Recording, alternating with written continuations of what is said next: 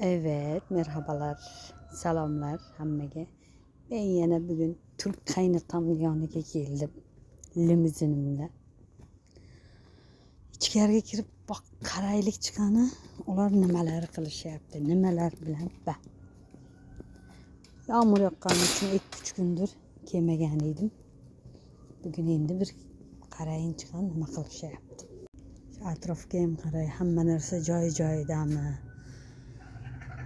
Turibdimi, hech yerga ketgan yo'qmi?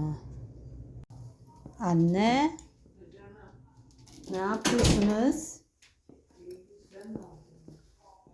Ee, Babam nerede? Hı?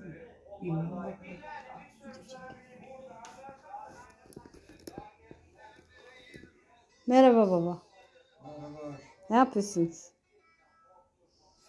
Surf yapıyoruz. İnternette geziyor. Video seyrediyor.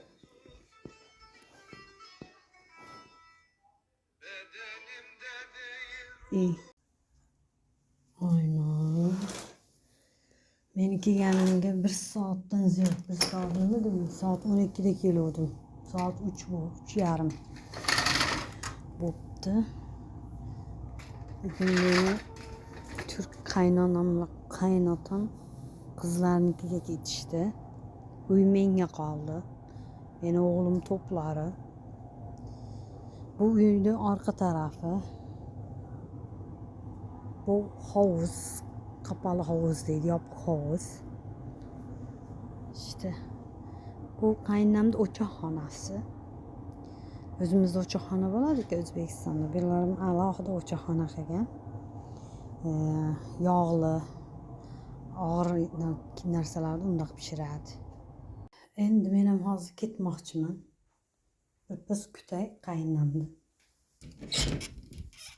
Agar kelishmasa telefon qilaman. Men ketyapman deyman qizlar.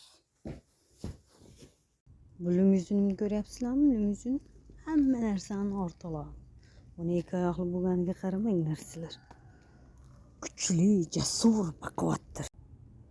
Meni sevimli kedim. Mushugi juda yaxshi ko'raman. Bu da meni juda yaxshi ko'radi. Ikkalamiz bir-birimizni ko'rdikmi, ko'rishga joy topolmay qolamiz, qo'yishga. Bu qaynonam mahallasi.